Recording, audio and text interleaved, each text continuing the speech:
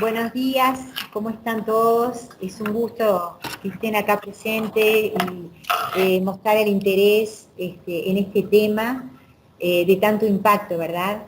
Mi nombre es Carolina Ponazo, soy la directora de la Unidad de Análisis e Intervención, que es una división interdisciplinaria dependiente de la Dirección de Derechos Humanos del CODICEN, y trabajamos en este tema muy en conjunto con la Junta Nacional de Drogas. Agradecemos infinitamente que estén presentes acá con su experticia, compartiendo sus conocimientos en un tema de gran relevancia y de impacto a nivel social y por supuesto a nivel en el ámbito educativo. La licenciada en Sociología Jessica Ramírez y también la socióloga Leticia Queroguian van a exponer hoy en un tema sumamente importante que está contextualizado en esta época que estamos viviendo con la emergencia sanitaria y con los datos que han podido recabar en los últimos tiempos. La ponencia se titula Situación del consumo de drogas en el Uruguay, mitos y realidades. Vaya si es importante trabajar los mitos y las realidades en este tema para poder intervenir desde el lugar como docentes y también con todos los actores educativos. Así que bueno, muchísimas gracias por participar hoy y les damos la palabra a las sociólogas que hoy nos acompañan. Gracias. Bueno, buen día. ¿Pueden ver nuestra pantalla allá?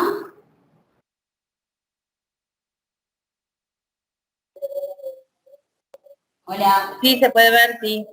Ah, perfecto. Bárbaro. Bueno, primero que nada agradecemos por la invitación a los compañeros. La verdad que para nosotros es importante tener estas instancias de difusión del trabajo que se realiza y sobre todo de la información que hay en la temática de drogas. Y bueno, esperamos que desde aquí puedan salir insumos para el trabajo que realizan todos ustedes, que es tan importante. Yo voy a hacer primero una introducción.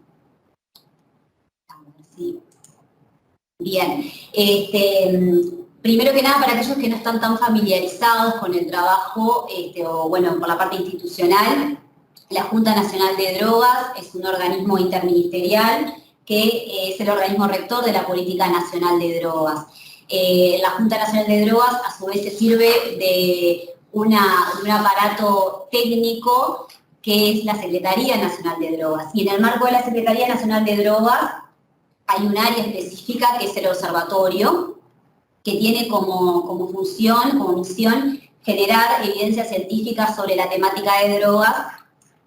Y esto es importante porque se inserta como un elemento central en lo que es la Estrategia Nacional de Drogas, que es, de alguna manera, donde se pautan los lineamientos de la Política Nacional de Drogas en cada periodo.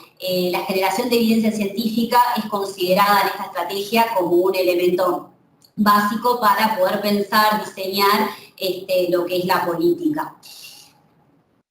¿Cuáles son en concreto las funciones del observatorio en este marco? Bueno, recopilar y analizar información, como allí dice, sobre la temática de drogas. Es importante que, ahí se plantea, obviamente, considerar todo lo que tiene que ver con el fenómeno a nivel nacional, pero nosotros también mantenemos una vigilancia activa de lo que sucede en el exterior, porque este es un fenómeno que no se puede pensar solo como un fenómeno de lo que pasa en Uruguay, sin desatendiendo lo que está en las realidades de otros países, no solo los países vecinos a nivel regional, sino también en otras partes. Es un fenómeno que trasciende las fronteras y por lo tanto siempre estamos atentos y el intercambio directo con los colegas de otros países, con los organismos internacionales.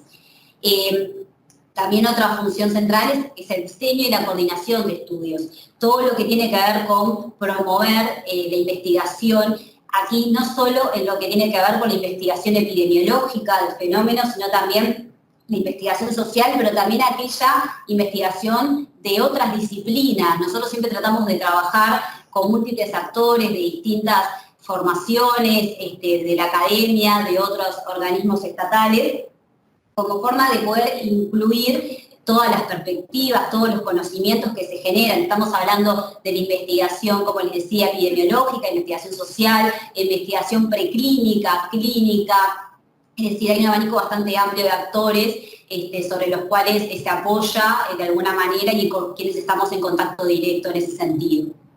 También lo que es el desarrollo e impulso de un sistema de información con indicadores y metodologías homogéneas. Esto quiere decir la importancia de tener un sistema, ¿no?, de indicadores, de metodologías que tengan validez, no solo nacional, sino que en esto que les planteaba, que tenemos un intercambio permanente con expertos y colegas a nivel internacional, es metodología validada internacionalmente, y esto también nos permite, de esta metodología homogénea, analizar el fenómeno a lo largo del tiempo y que los datos sean comparables y poder analizar las tendencias, algo que es tan importante también para este fenómeno y que luego Jessica le va a mostrar en datos más específicos. Poder también analizar lo que es la existencia de distintos escenarios de riesgos, nos permite no solo, decir, qué es lo que está pasando, sino también pensar, cómo podemos contribuir desde programas de reducción. El observatorio lo que hace es proporcionar la información a otros técnicos que trabajan en el área de reducción de la demanda, específicamente a tomadores de decisión, para que, en definitiva, se puedan tomar medidas que contribuyan al cuidado de la salud pública, que es, en definitiva, lo que a nosotros nos importa. Y, como decía al principio, la importancia no solo de que esta información se genere, creo que tenemos al micrófono abierto, ¿no?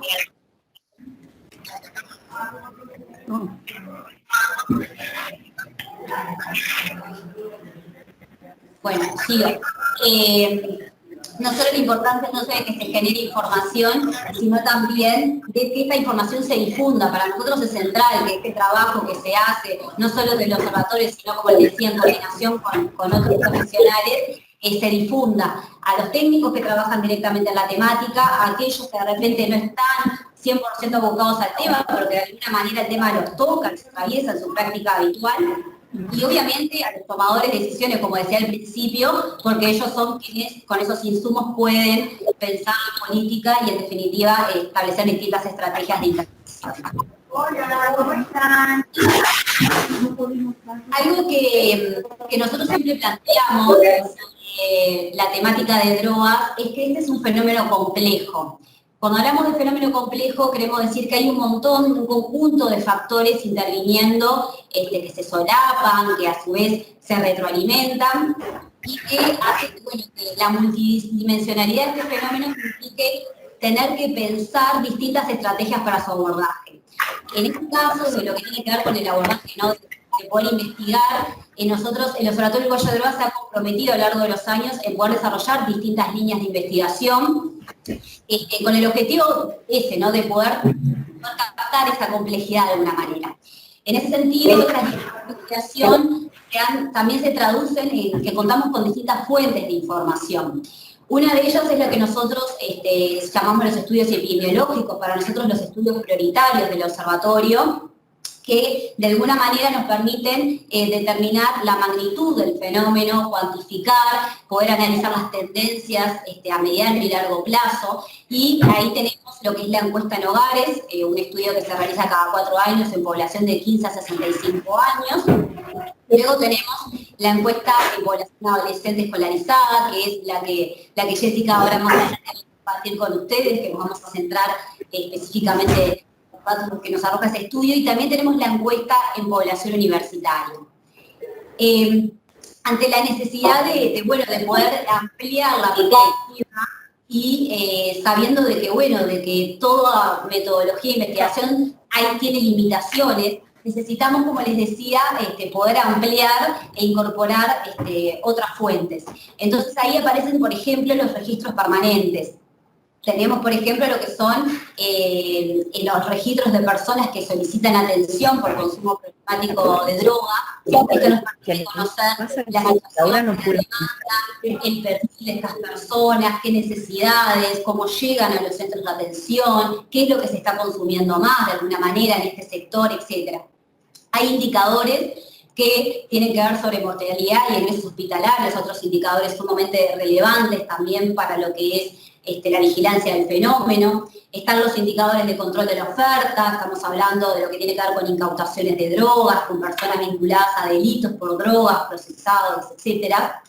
Tenemos también un sistema de alerta temprana, que es un sistema que convoca a actores de distintas instituciones con distintos perfiles y disciplinas que aportan información sumamente importante ante la detección de eventos que suponen un riesgo para la salud pública. Y es interesante, un poco lo que que queríamos mostrarles, es cómo estas herramientas también nos permiten, por ejemplo, a través del sistema de alerta temprana, podemos detectar eventos que de repente a través de las encuestas que mencionaba al principio, aquellos estudios prioritarios, no podríamos de repente identificar, porque son fenómenos que pueden ser de baja magnitud en términos cuantitativos, pero que pueden tener un gran impacto a nivel de salud pública, porque un solo evento puede llevar al deceso, por ejemplo, de una persona, en un caso extremo, ¿no? Entonces, ¿esto qué quiere decir? ¿Que las encuestas no sean importantes? No, todo lo contrario, como le decía, para nosotros somos estudios prioritarios y que tenemos que seguir monitoreando. Pero sí lo que les queremos mostrar es cómo a través de estas distintas herramientas nosotros podemos complementar el trabajo y poder ir captando las distintas dimensiones del fenómeno. También aparece otro elemento fundamental ahí, que son los estudios especiales. Estos estudios también, cuando nosotros sabemos, por ejemplo, nos pasa, por ejemplo, con el consumo de pasta base, a través de encuestas, por ejemplo, las personas, en general el consumo de pasta base está asociado a contextos de extrema vulnerabilidad. Personas que no suelen ser, por ejemplo, encontradas en hogares. Entonces, porque muchas veces están en situación de calle, por poner un ejemplo. Entonces, ahí lo que hacemos es diseñar un estudio con metodologías específicas, que muchas veces incluso se reúne lo que es abordajes cuantitativos y cualitativos para poder llegar a esa población, poder conocer su situación y cuál es la realidad del consumo, por ejemplo, en relación a la pasta base. Otro ejemplo de estudios específicos es, por ejemplo, lo que sucede con población privada de libertad, otra población a la cual, por lógica, por obviedad, no podemos llegar a través de una encuesta de hogares. Entonces, ahí hay una realidad muy específica a la cual debemos abordar con un estudio específico. Y otro ejemplo que les pongo en este caso es, por ejemplo, lo que tiene que ver con el consumo de drogas sintéticas. El consumo de drogas sintéticas en Uruguay presenta prevalencias bajas, pero sabemos que en algunos subgrupos poblacionales está sobrerepresentado, o sea, tiene especial relevancia. Entonces, bueno, también hemos diseñado estudios específicos en esos casos. Y ahí aparece, como ven, otra lista de estudios específicos que no voy a detallar todo porque sería muy extenso, pero bueno, nos interesaba en realidad poder mostrarles esto y el amplio abanico y menú que hay de trabajos realizados en ese sentido. Acá estas son las imágenes de algunas publicaciones, de repente ustedes ya han visto alguna de ellas o están familiarizados, pero bueno, son algunas de las más actuales. Y para finalizar mi parte y darle la palabra a Jessica, que le va a compartir la parte más importante de esta presentación, nos parecía importante, nosotros decidimos que, bueno, o acordamos junto con los compañeros, de poder compartir con ustedes cuál es la realidad de la situación del consumo en una población clave como es la población adolescente, ¿no? Clave por múltiples aspectos y por lo que implica esa etapa vital en cualquier ser humano. Y también, obviamente, por la vinculación que tiene con el trabajo de muchos de ustedes que trabajan en educación media. Pero nos parecía importante, antes de poder adentrarnos en esa parte, poder compartir con ustedes lo que es la situación de consumo más general del país, para poder contextualizar entonces ese consumo de los adolescentes, qué tanto tiene que ver o no, qué características específicas adquiere cuando lo pensamos en clave de un contexto más amplio. Entonces ahí lo que nosotros presentamos es una gráfica donde se muestra el consumo últimos 12 meses. Ese para nosotros es un indicador del consumo actual. Ahí lo que se le pregunta a la persona es si consumió estas sustancias que ustedes ahí ven en la gráfica en los 12 meses previo a la encuesta. Y lo que nos arroja ese estudio es, que es algo que es un dato que, bueno, se viene observando a lo largo del periodo, es que el alcohol es la sustancia más consumida en la población de 15 a 65 años en Uruguay, donde el 77% dijo que lo había consumido. En segundo lugar, el tabaco, casi 1 de cada 3 ha consumido tabaco en los últimos 12 meses. y en tercer lugar la marihuana. Y luego ven que aparecen otras sustancias donde las prevalencias de alguna manera se van haciendo cada vez más chiquitas, lo cual no da la pauta de que, bueno, la magnitud del consumo es cada vez menor.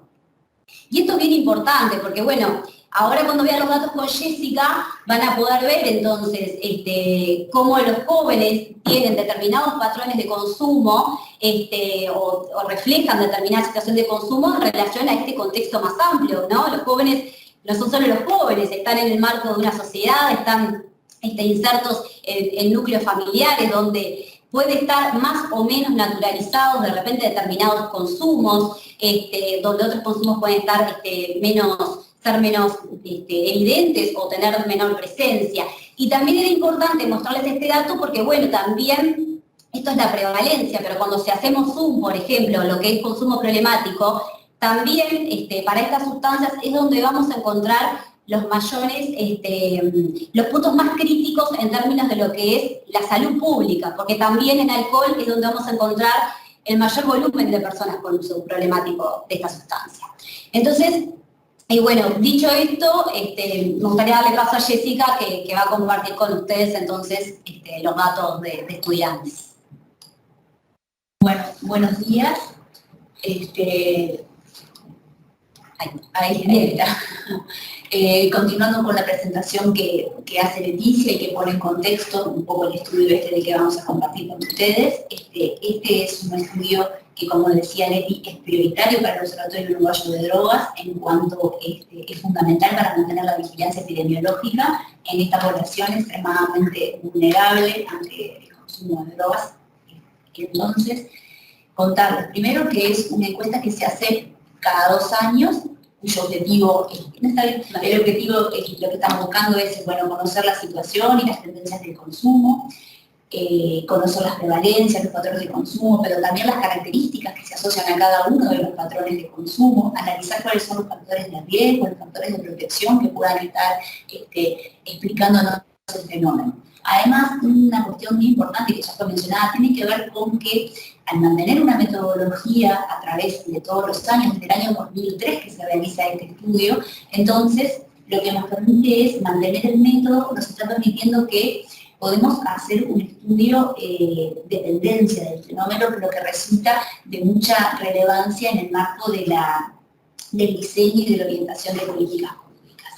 Unas cuestiones, antes de entrar directo en los datos, es importante ver algunas cuestiones preliminares que hacen a la mejor interpretación, a la adecuada interpretación de esos datos. En principio, lo que les queríamos contar es cuáles son los principales indicadores que relevamos en esta encuesta, o sea, qué les consultamos a los adolescentes. Lo primero que le preguntamos, y que tiene que ver con poder evaluar cuál es la extensión o la magnitud que este consumo tiene en esta población, es la prevalencia de vida de cada una de las sustancias. Esto es, si han consumido alguna vez en su vida cada una de las sustancias por las cuales preguntamos. Luego tenemos la prevalencia a 12 meses, que tiene que ver con preguntar el consumo en los últimos 12 meses previos a la encuesta. Esta es una referencia temporal acotada y además cercana en el tiempo, lo que nos permite o hace que se limite la incorporación de exconsumidores. Por lo tanto, es un indicador que, como mencionaba Leticia hace un segundito, nos permite tener un panorama actual del consumo, es el indicador de consumo actual. Después tenemos la prevalencia en los últimos 30 días, que también lo que se pregunta es el consumo de cada una de las sustancias en el último mes, previo a la encuesta, y ahí lo que se intenta rescatar tiene que ver con, es una aproximación al consumo habitual. ¿Por qué? Porque aquellos que consumieron en los últimos 30 días, la mayoría tiene incorporado, se entiende y correlaciona muy bien con los consumos o con las prácticas habituales de consumo. Esto no quiere decir que lo consuman todos los días, simplemente que es habitual en ellos el consumo tal vez semanal o tal vez mensual, dependiendo un poco de las sustancias.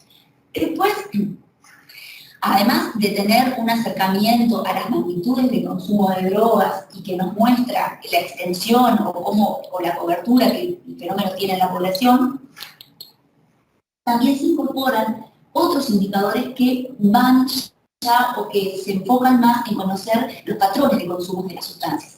En ese sentido, bueno, por ejemplo, con alcohol, intentamos ver cuáles son los patrones más problemáticos de consumo, los patrones abusivos, aquellos que muestran el consumo sobre el nivel de intoxicación, que se denomina, que es cuando la persona tiene más de 80 gramos de alcohol en sangre, o sea, cuando consumen en un corto periodo de tiempo una proporción de alcohol relevante que hace que tengan esta concentración en sangre de alcohol. Con marihuana lo que se hace es una escala de consumo para poder abordar los distintos niveles de riesgo. Primero que nada, entendemos que antes de los 18 años el consumo de marihuana o de cualquier droga es de riesgo debido a la etapa de desarrollo neuronal en el cual están pasando. El ciclo, la etapa vital en la que atraviesan ya marca que es una etapa de riesgo y cualquier consumo es de riesgo. Pero con marihuana lo que se hace es, además, partiendo de ese riesgo que ya implica el consumo, observar cuáles son los distintos niveles de riesgo asociados a la práctica de consumo. Ahí se incorpora una escala con 6 preguntas que habla de la frecuencia de consumo, de problemas de memoria, de señales del entorno respecto a si tiene que dejar el consumo o no, intentos de reducir el consumo y no poder, un conjunto de indicadores que nos permiten generar un indicador, un índice que nos habla de signos de consumo en distintos niveles de riesgo. Después, bueno, ahí está, vamos a avanzar y tenemos, contarles específicamente que este estudio entonces representa a población de 13 a 17 años de edad, escolarizada en liceos públicos, privados y en la educación media técnica también. Es una encuesta autoadministrada que la llenan los estudiantes en los propios salones de clases, ¿sí? Va una persona específicamente capacitada para poder presentar y facilitar el llenado de esta encuesta, pero son los propios estudiantes que de forma anónima y confidencial, sin identificar el formulario, no ninguna identificación, lo completan y los meten en una caja cerrada. Es una muestra representativa entonces de los adolescentes en estas edades, escolarizados en ciudades de mayor de 10.000 y más habitantes. Específicamente en 2018, que es la encuesta que estamos compartiendo en este momento, tuvimos una muestra con 5.200 y pico de casos, ¿sí? Visitamos 100 instituciones y realizamos una encuesta, como dice allí, en 297 clases. Por último, las consideraciones que vamos a tener antes de meternos ya directamente a los datos tienen que ver con cosas que ya se fueron viendo. Primero que nada, que quede claro que, bueno, que esta es una muestra representativa de un gran sector de los jóvenes del país, aquellos que están escolarizados, ¿sí? O sea que estamos representando al 78% de todos los jóvenes en estas edades en el país, ¿sí? Si bien no los representamos a todos, es una gran proporción, pero a su vez también es importante tener en cuenta en la interpretación de los resultados que vamos a compartir ahora, que estamos hablando de un sector particular de la población de jóvenes, ¿sí? Son aquellos que están asistiendo al sistema educativo, por lo tanto, vamos a valorar luego, con otros datos que vamos a presentar, cómo de alguna forma el sistema educativo, la asistencia al sistema educativo se presenta como un factor de protección. Entonces es una encuesta representativa de un gran sector de los jóvenes en estas edades, pero que tiene una característica particular y es esta, que está asistiendo al sistema educativo. Después, otras consideraciones a tener en cuenta en la interpretación de los datos tienen que ver, bueno, vamos a hablar, normalmente manejamos una estimación puntual, un dato, ¿sí? X% consume tal cosa, ese es un dato puntual, es una estimación, ¿sí? Que tiene asociado un margen de error. Este margen de error está delimitando siempre un intervalo de confianza que marca el entorno en el cual el dato poblacional se va a encontrar, ¿sí? Nosotros trabajamos con una muestra e inferimos a la población, pero sabemos que hay un intervalo de confianza que nos marca la movilidad que puede tener ese estimador en la población. Entonces, a veces nos pasa que dos datos o dos estimaciones en la muestra que parecen diferentes, en realidad nos están hablando de una inexistencia de variación en la población. ¿Por qué? Porque esos intervalos de confianza pueden solaparse. Entonces, a veces, cuando vemos diferencias, si no son significativas, vamos a estar diciéndoles que el consumo, por ejemplo, mantiene el mismo nivel en varones y mujeres. Esas son cuestiones que la significación estadística, bueno, los límites de la interpretación de los datos que se tienen que tener en cuenta en la presentación de de cualquier estudio, ¿verdad?, de estas características. Por otro lado, también tener presente que las encuestas o cualquier estudio que se realice no está desconectado de un contexto social, en un momento histórico en el cual se están relevando, se está llevando a cabo. Por lo tanto, los datos deben interpretarse en un contexto. Tenemos en cuenta entonces, sobre todo el análisis de tendencias, ¿sí?, que pueden haber, a lo largo de 10, 15 años, pueden cambiar los contextos sociales, las representaciones sociales asociadas a eso. Por ejemplo, un caso que va a surgir tiene que ver con un cambio importante en el país, tuvo que ver con la política de drogas, la regulación del mercado de marihuana. Eso cambia el contexto, marca un punto de inflexión y probablemente las representaciones sociales que se asocian también tengan un impacto y pueda ser, por ejemplo, que se declaren consumos que en otro momento no se declaraban. Ese tipo de cosas las comento en el sentido de que tenemos que ir teniendo en cuenta para ir interpretando los datos. Ahora sí, ya no los hacemos esperar más. Acá este es el panorama actual de consumo de drogas en la población adolescente, como dijimos. Este es el consumo en los últimos 12 meses. Es un indicador que establece con mucha certeza el panorama actual de consumo. Ahí podemos ver. Lo primero que tenemos que observar aquí es que las drogas no son, y su consumo, además, no es ajeno a la cotidianidad de los estudiantes. Ustedes pueden ver que 7 de cada 10 estudiantes declaran haber consumido en el último año alcohol, ¿sí? Es la de mayor presencia. En segundo lugar, estamos viendo las bebidas energizantes. Estas sustancias llamadas o denominadas bebidas energizantes, en realidad son bebidas con un alto, bebidas estimulantes, con un alto contenido de cafeína, y son monitoreadas por este efecto estimulante que tienen en el sistema nervioso central, dado ese aporte importantísimo de cafeína que hacen. Además, otro de los aspectos que hace de mayor riesgo el consumo de bebidas energizantes tiene que ver con el consumo combinado con alcohol, porque de alguna forma enmascara los efectos del alcohol y permite mayores ingestas, por lo tanto lleva a mayores intoxicaciones. Los efectos de la intoxicación quedan como enmascarados y permite que se siga consumiendo. Y de esta encuesta surge que el 75% de los adolescentes que toman energizantes en el mismo momento lo toman de forma combinada con alcohol. Por lo tanto, eso es muy relevante de seguirlo monitoreando. Después, bueno, ahí ustedes van a seguir viendo que aparece en tercer lugar el consumo en vida de marihuana, luego de tabaco y de estimulantes sin prescripción médica. De tranquilizantes, perdón, gracias, sin prescripción médica, o sea, es el uso indebido de los medicamentos.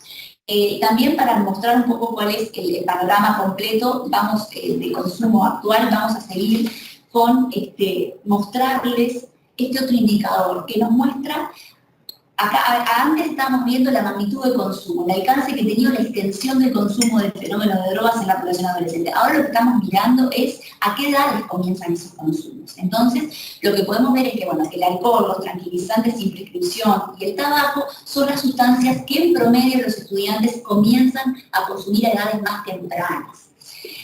Este indicador, la edad de inicio, también requiere de un cuidado en su interpretación. Primero porque tenemos que considerar que la construcción del indicador, o a quién se le pregunta a qué edad empezó a consumir, se le pregunta a los estudiantes que alguna vez consumieron. Por lo tanto, no es lo mismo hablar de edad de inicio en alcohol que hablar de edad de inicio en marihuana. Allí la edad de inicio del consumo de marihuana está en torno a los 15 años, 14,9. Entonces, ¿qué quiere decir? Que en promedio los estudiantes que consumieron marihuana lo hicieron a esa edad. Pero no podemos olvidarnos que son el 25% del total de estudiantes. O sea, yo no estoy hablando de todos los estudiantes, ¿sí? ¿Esto qué quiere decir? Que no son indicadores de precocidad en sí mismos, porque restan muchas incorporaciones por hacer. El 75% no consumió aún, y muchos no lo harán. Entonces, es como tener esos cuidados en la lectura de los datos. ¿Qué quiere decir esto? Que nosotros, para ver si hay precocidad o no en el consumo, lo que incorporamos es este otro indicador que tienen otro gráfico allí abajo que muestra la proporción de estudiantes que probaron cada una de estas sustancias antes de los 15 años. Esto sí es un indicador de precocidad porque nos está hablando sobre el total de estudiantes, cuántos iniciaron el consumo antes de los 15 años. Entonces, ahí ustedes pueden ver que 6 de cada 10 adolescentes consumen alcohol antes de los 15 años. Sin embargo, son 1 de cada 8, el 13% de los estudiantes que consumen tabaco antes de los 15 años. Y son 1 de cada 12 de los estudiantes que consumen marihuana antes de los 15 años. El alcohol es la única sustancia que muestra diferencias por sexo en la edad de inicio, siendo los varones los que muestran un poquitito mayor precocidad. ¿Y por qué me animo a hablar de precocidad en el caso del alcohol? Porque como ustedes vimos en los 12 meses y vamos a ver ahora en particular para el alcohol, es la sustancia más extendida y cuando llegan a los 18 años, la gran mayoría de los adolescentes ya la consumieron. Por lo tanto, ahí sí estamos hablando o abarcando a todos los estudiantes y este está siendo un dato que nos muestra que en el total de la población hay precocidad. Otra cosa y la última antes de la importancia que tiene este indicador de edad de inicio tiene que ver con las trayectorias. ¿Por qué es tan importante ver a cuándo empiezan? Porque cuanto antes comienzan el consumo a edad más temprana, la trayectoria que se abre del consumo es más larga. Por lo tanto, si yo empiezo temprano, tengo una larga trayectoria de consumo hasta que voy corriendo los años, y eso va aumentando la probabilidad de consumir de forma más frecuente e intensa. Esos patrones más intensos de consumo se van luego a asociar con consumos problemáticos. Entonces, por eso es importante o es una muy buena medida considerar que cuanto más se retrase la edad de inicio, estamos no solamente favoreciendo el menor consumo en el presente, sino teniendo incidencia y bajando riesgos en el futuro. Aquí ustedes pueden ver la evolución de las edades de inicio de las principales 3 sustancias que consumen los adolescentes, ¿sí? Ustedes ven que en el caso del alcohol se mantiene totalmente estable en la serie desde el 2013 al 2018, en 12,8 años, ¿sí? Y después el consumo de marihuana también se mantiene en 14 años. Sin embargo, la evidencia nos está mostrando que los estudiantes en 2018 comienzan en promedio a consumir tabaco un año más tarde que lo hacían en el 2003. Este es un dato muy importante y que lo vamos a asociar luego con las prevalencias. Ahora vamos acá, justamente acá, ahora vamos a ir viendo una a una los consumos de las sustancias.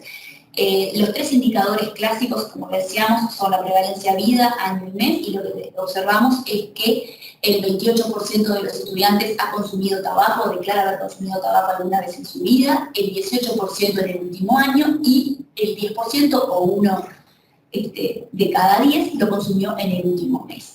Ustedes pueden ver la evolución del consumo en el último año de tabaco y van a ver que hay una caída muy importante desde el año 2003 hasta el 2014, donde cae 25 puntos porcentuales la prevalencia para luego estabilizarse y mantenerse desde el 2014 al 2018. Ustedes pueden ver también en ese gráfico cómo las mujeres presentan prevalencias más altas en toda la serie, ¿sí? Siempre la mujer en estas edades, porque población general luego no se mantiene, pero sí en la adolescencia consume más la mujer. Este dato luego lo vamos a ver, es como muy curioso porque la mayor prevalencia de las mujeres se explica por el consumo de las adolescentes en Montevideo, porque en el interior varones y mujeres consumen el mismo alcohol. Luego tenemos el panorama de alcohol. Encontramos que el 84%, como les decía, que casi la mayoría de los estudiantes ha consumido alcohol alguna vez en su vida, 7 de cada 10 mantiene el consumo en el último año y casi la mitad muestra consumo habitual. O sea, estos chiquilines, la mitad de los adolescentes entre 3 y 17 años nos están declarando que de alguna manera tienen incorporado el consumo de alcohol a sus prácticas. Por lo menos una vez por mes lo están consumiendo. En la evolución lo que nos muestra es que en el 2018 llegamos al dato más alto, ¿sí?, de toda la serie, este 72% de consumo en los últimos 12 meses. Después tenemos hasta el 2016 un mayor consumo, sí, hasta el 2016, un mayor consumo de los varones, que luego se estabiliza y en las últimas 2 mediciones tenemos que los varones y las mujeres consumen en la misma medida. Y después vamos a ir a ver los patrones intensos de consumo de alcohol. Ahí lo que nosotros le preguntamos a los estudiantes es, aquellos que consumieron en los últimos 30 días, que son casi la mitad, le preguntamos si tuvieron algún episodio en el cual, en una misma salida, tomaran más de 2 litros de cerveza o más de 4 medidas de bebidas destiladas, whisky, etcétera, o más de 3/4 litros de vino, una botella de vino. ¿Eso qué quiere decir? Con esas medidas, de acuerdo a las concentraciones de alcohol que cada una de ellas tiene, nosotros sabemos que superan el nivel de intoxicación pautado por la OMS. Lo que encontramos es que el 60% de los estudiantes que consumieron en los últimos 30 días han tenido por lo menos un episodio de abuso de alcohol.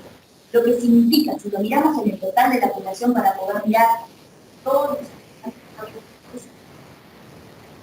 los menos que cada 10 estudiantes han tenido uno o más de consumo abusivo de alcohol. Es como un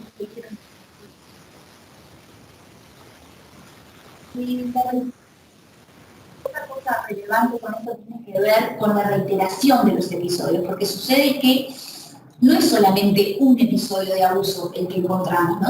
No son episodios aislados, sino que lo que la evidencia nos está mostrando es que forman parte de la práctica del consumo de los adolescentes. Encontramos que 7 de cada 10 de los que han abusado del alcohol lo han hecho más de una vez, ¿sí? Y en estudios previos, donde avanzamos con algunas preguntas más de tipo cualitativa, preguntándole a los estudiantes cuál era el motivo por el cual consumían, qué era lo que se buscaba. Bueno, la mayoría lo que declara es la búsqueda del efecto. O sea, que ellos consumen buscando ese efecto farmacológico, si quieren, ¿no? Buscar modificar la conducta, las sensaciones, etcétera, etcétera. O sea, tienen como muy claro cuál es el propósito de este consumo abusivo. Después tenemos el consumo de marihuana. Allí lo que vemos en cuanto a las prevalencias y extensión del fenómeno en la población es que el 25% de los estudiantes, 1 de cada 4, probó marihuana, experimentó con marihuana alguna vez en su vida. El 19,7%, casi el 20%, 2 de cada 10, lo consumió en el último año y el 11% en el último mes. ¿Sí? Lo que nosotros observamos en esa tendencia que está en el gráfico allí abajo, es que después de un crecimiento mayormente marcado desde el 2011 hasta el 2016, entre la última medición 2018 y 2016, no encontramos diferencias estadísticamente significativas, lo que quiere decir que el consumo se mantuvo en el mismo nivel. No podemos adelantarnos y decir que existe estabilidad en el consumo, porque 2 mediciones no son suficientes para sostener esto, sino que necesitamos seguir teniendo nuevas observaciones para poder afirmar que el consumo se estabiliza, ¿sí? Por eso es muy importante también la sistematicidad con la que se realizan estos estudios. Después, lo último que les quería comentar en esta diapo tiene que ver con la prevalencia en las, cómo se marcan distancias importantes en las edades de consumo. Por ejemplo, ustedes pueden ver que hasta los 14 años es un 6% que declara haber consumido marihuana en el último año. Sin embargo, a partir de los 15 años, el salto es bastante relevante. Pasa de 6% a 21%.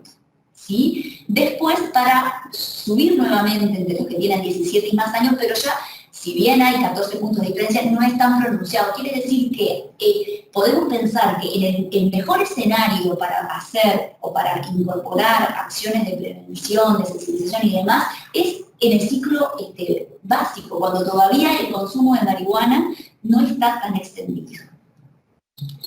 Acá podemos ver la evolución del consumo a través de los años. Es importante investigar cómo el varón una consumo mayor, ¿okay?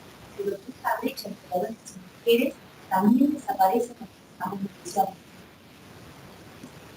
Tanto varones como mujeres declaran consumir marihuana en cantidad. Y por último, mostrarles, si quieren, con marihuana es, bueno, un poco el concierto regional y cómo Uruguay se inserta en la región y muestra de alguna manera pues, muy similar en Chile, España, donde hay pautas culturales bastante semejantes a la de nuestro país. Ahora veamos el consumo, aquellos patrones abusivos de consumo. Como decíamos, el consumo es de riesgo, el consumo de sustancias es de riesgo en esta población, pero lo que hacemos con esta escala es distinguir aquellos adolescentes que muestran el mayor riesgo. Lo que estamos viendo es que de los que consumen marihuana en el último año, hay un 13% que muestra signos de uso, signos de alto de riesgo, ¿no? Un riesgo alto de consumo problemático de marihuana, lo que representa al 2,3% del total de estudiantes, como mostrábamos ahí. Nosotros lo que vemos con respecto a este fenómeno, y que son los consumos más preocupantes en esta población, es que se ha mantenido estable a lo largo de la serie. Ustedes pueden ver en el gráfico de ahí que no ha habido un aumento de la probabilidad de riesgo en los adolescentes.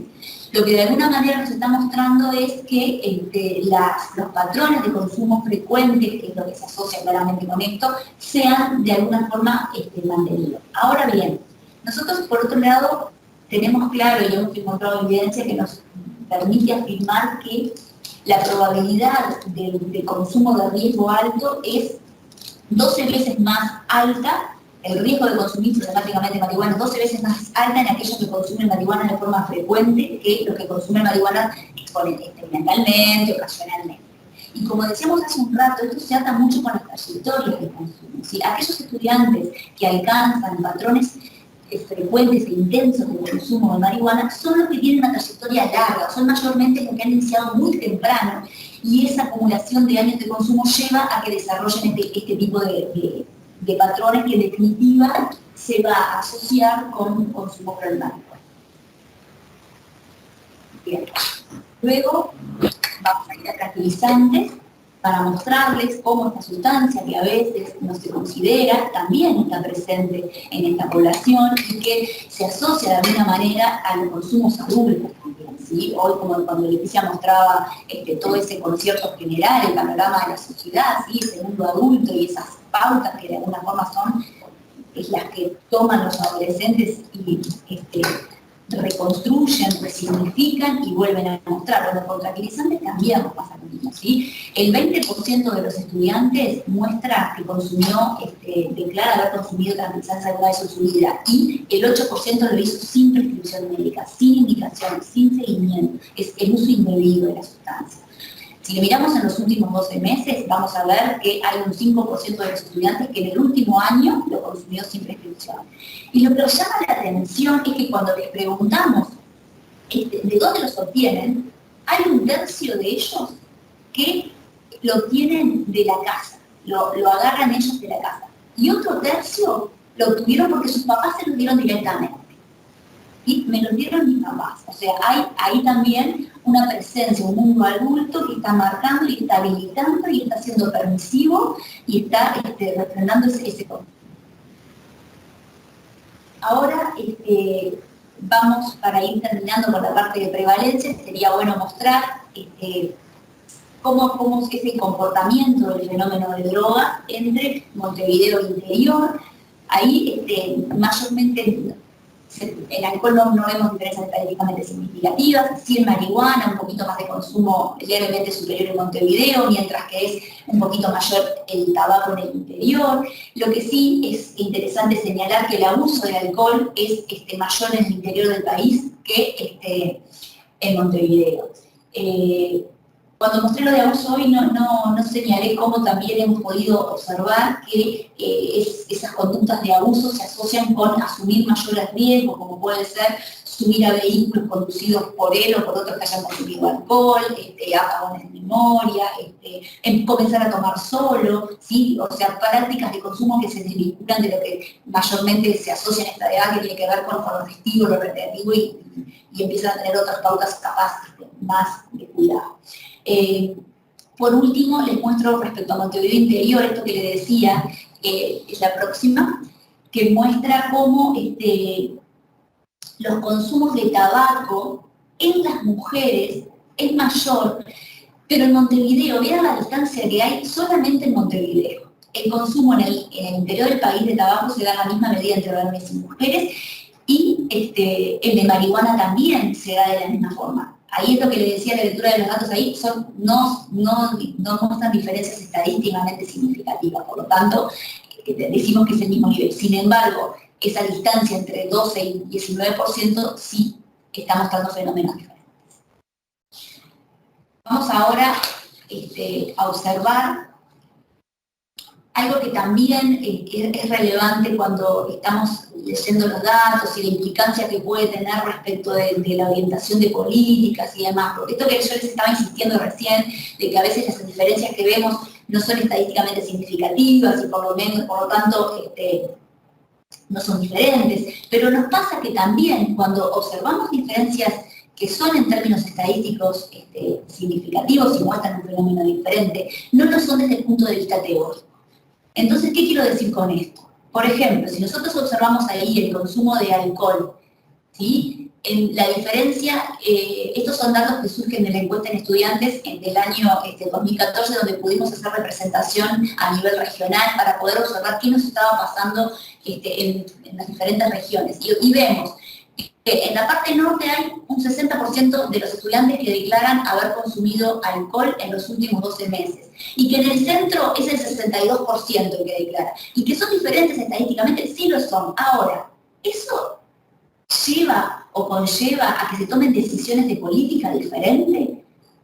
¿O ya estamos en un nivel de consumo tan alto que esta diferencia no implica un tratamiento diferente de las acciones o intervenciones que vayamos a hacer? No hay un diseño distinto para hacer en ese sentido, por más que veamos esas diferencias significativas. Esto capaz que es importante en términos de también pensar cómo nosotros abordamos y cómo este panorama general que estamos mostrando del consumo del país y que estamos mostrando a nivel de Montevideo Interior, si bien puede, lo que estamos viendo son regularidades, ¿no? Y si bien puede esconder, los promedios a veces esconden distancias y demás, por supuesto, también nos habla de lo que más frecuentemente sucede y de que los abordajes en nuestro país, que muestra muchas características homogéneas en algunas cuestiones sociodemográficas, se deberían tratar de la misma manera o mirar los niveles en sentido general.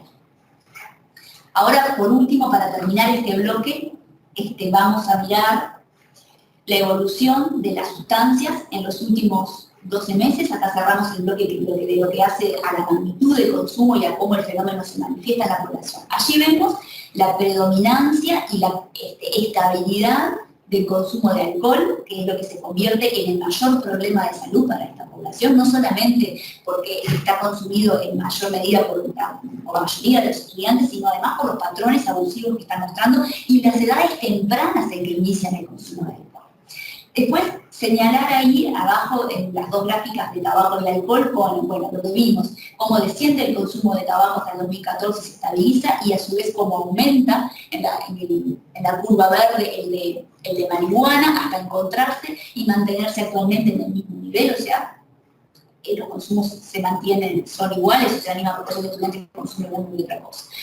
Estos datos, este cambio de comportamiento, marihuana aumenta y tabaco desciende, nos está permitiendo plantear distintas hipótesis, las que tienen que ver con, de alguna manera, el desanclaje del consumo de tabaco y marihuana, que hasta hace pocos años venían juntos. Todos los que consumían marihuana habían consumido tabaco previamente. La mayoría de los que consumían marihuana habían probado tabaco antes. Hoy encontramos que no es así y la marihuana pasa a ser una sustancia de consumo independiente del tabaco. Eso también tenemos que terminar de ajustar algunas cosas para probarlo y poder escribir algo al respecto, pero eso ya se está viendo de esa manera. Cierta independencia en estos consumos. Después, ahora sí, vamos a entrar en otros componentes por los cuales consultamos en la encuesta, que tienen que ver con factores que facilitan, que aumentan riesgos, o por el contrario, que protegen de la exposición al consumo de drogas a los adolescentes.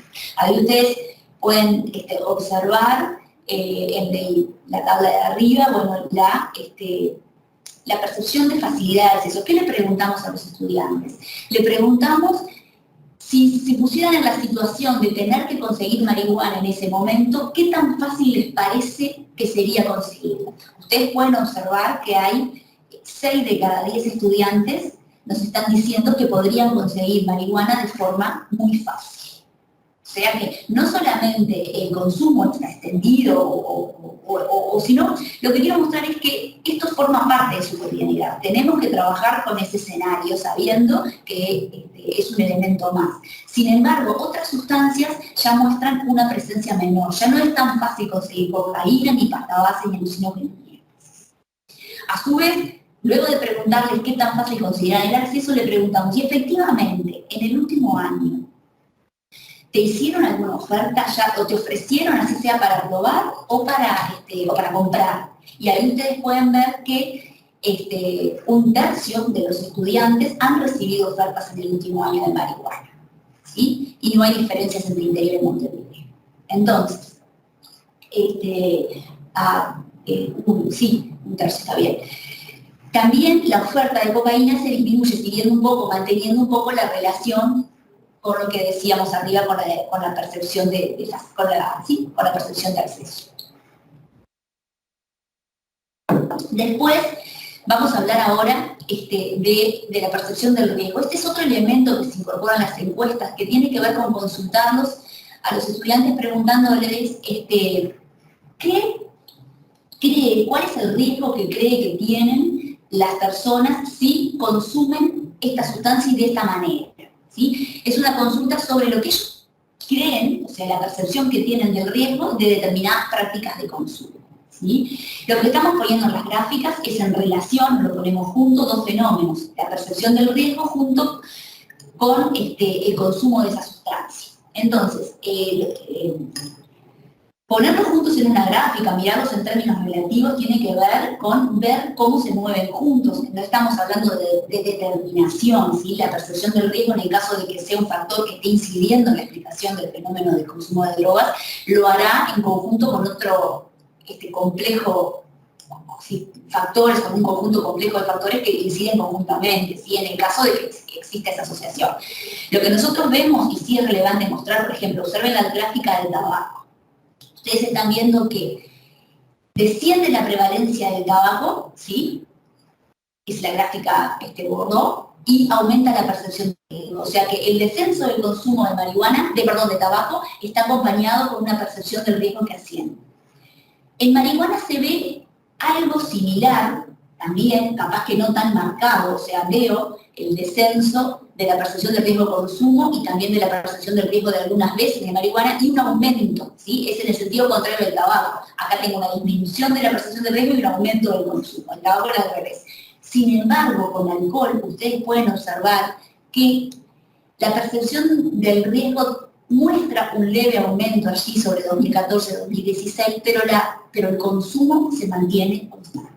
O sea, que en este caso la percepción del riesgo no está siendo un factor que incida, de ninguna manera. Si en los otros poníamos en duda que hubiera asociación, acá más. Y lo que estoy queriendo decir es que el comportamiento de este factor es distinto en las diferentes sustancias. Y en el alcohol particularmente nos está mostrando cómo hay una naturalización del consumo que viene del mundo adulto, que es de donde se toma, y por tanto pensar o saber o creer que tiene riesgo, no incide en el consumo. A su vez, y que es importante mencionar, también esta etapa de la adolescencia, es la etapa donde se toman riesgos, ¿sí? Donde naturalmente toman riesgos y quieren tomarlos. Por lo tanto, esto relativiza este factor como determinante en el sentido de que por más que crean que hay riesgos, es probable que los asuman. Después, ahora les quería mostrar estos datos que tienen que ver con el sistema educativo como factor de protección. Hoy decíamos que estamos representando adolescentes que están escolarizados, que están en un sistema que les da determinados contención, continentación, etc. Entonces, mostrar cómo podemos observar que los consumos aumentan, ¿sí? Si tomamos a los adolescentes, nada de es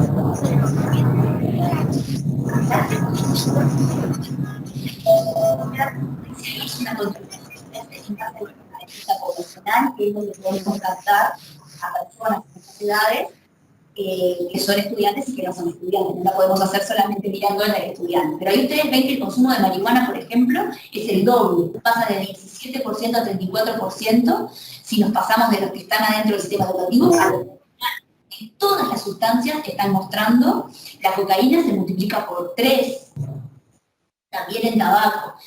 El alcohol, de nuevo, es menor el impacto, pero tiene que ver con la sociedad en la que estamos ¿verdad? Seguimos.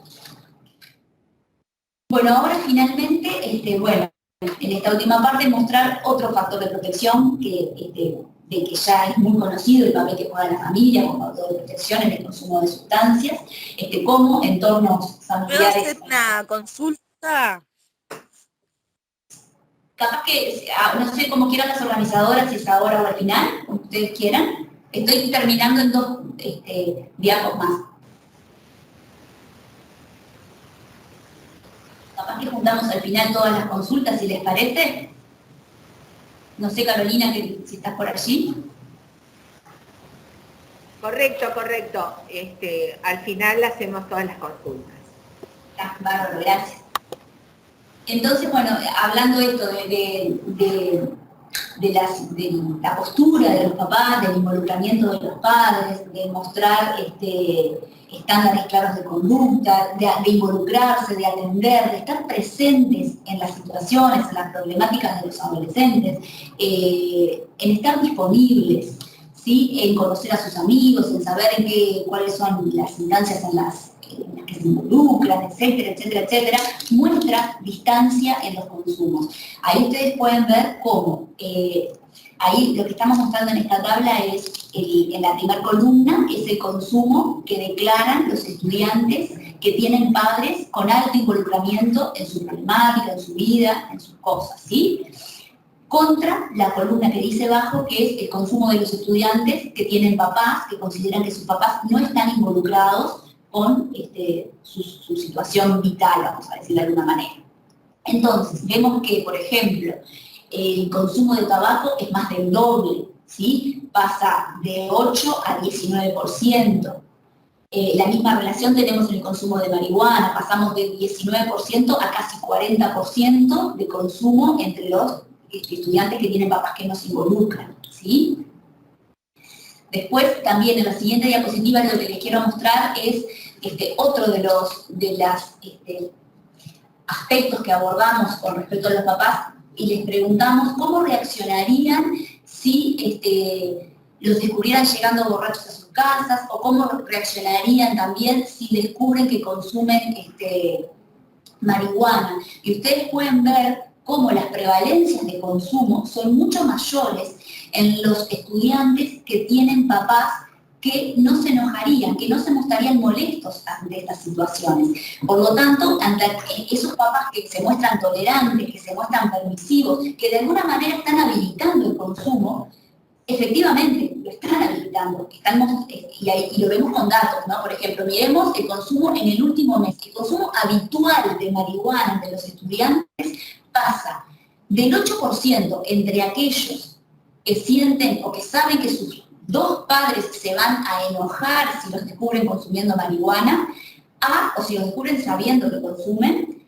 pasa de ese 8% al 51%, a la mitad, aumenta a la mitad el consumo habitual en los estudiantes que sienten que sus padres no se mostrarían molestos ante esta situación. Yo creo que es como un dato bastante robusto para mostrar cómo las pautas y los estándares o lo que se espera de los estudiantes es un factor importante para reducir los riesgos del consumo. No de exposición, pero sí del consumo. Bien, después, por último, mostrarles también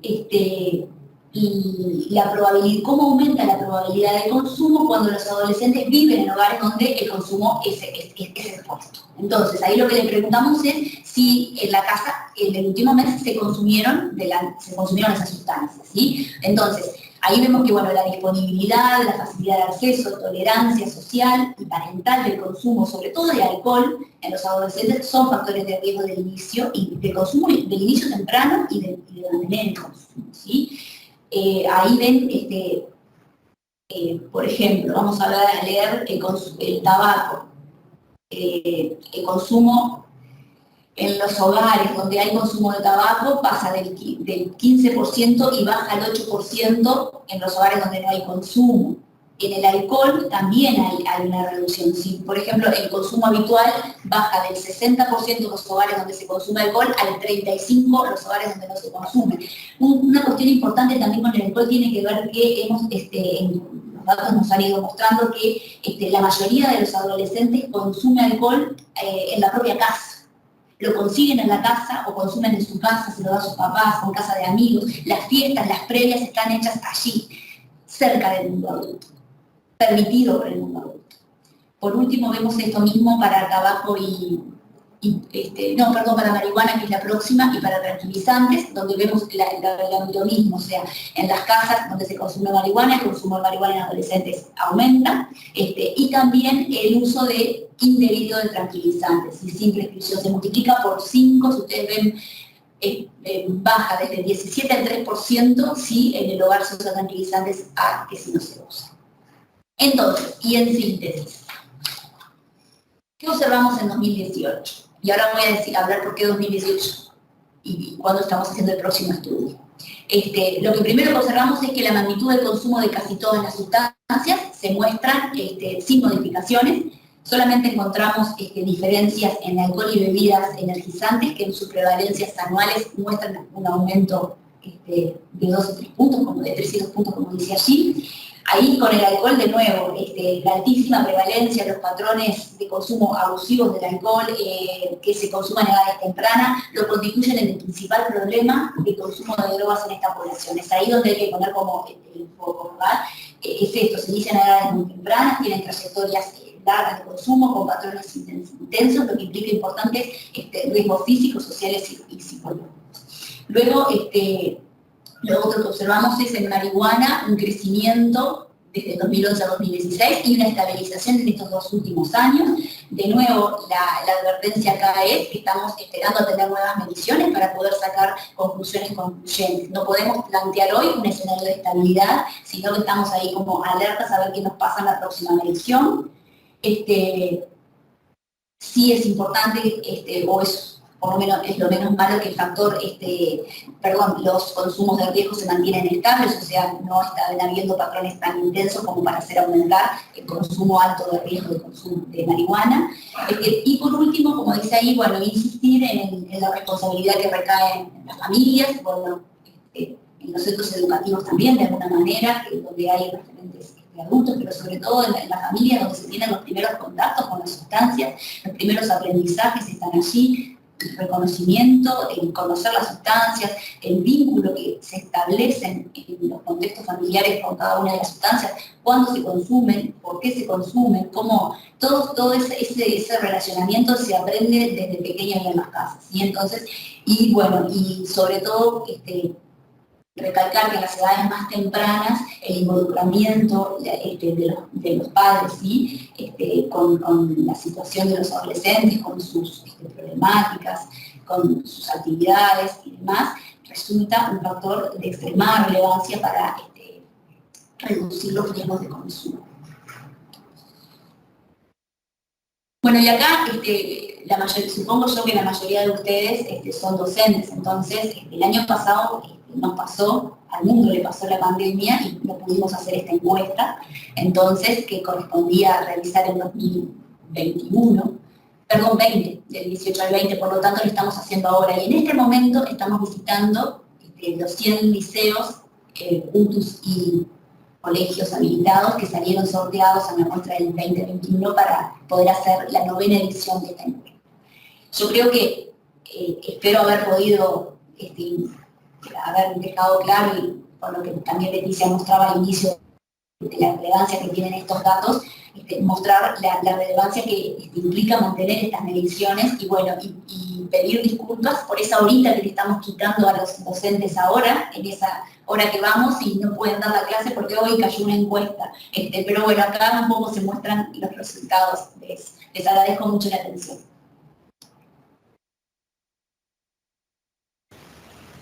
Sacamos la presentación para que nos vean las caras, por lo menos.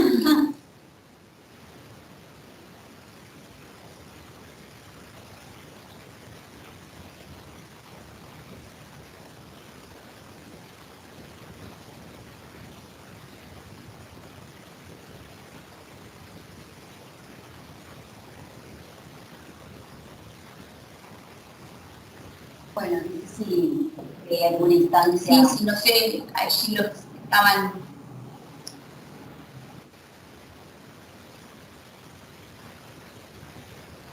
Quieren transmitirnos las preguntas, nos estaban organizando, si que hay preguntas, si hay algún comentario o algo, estamos a disposición.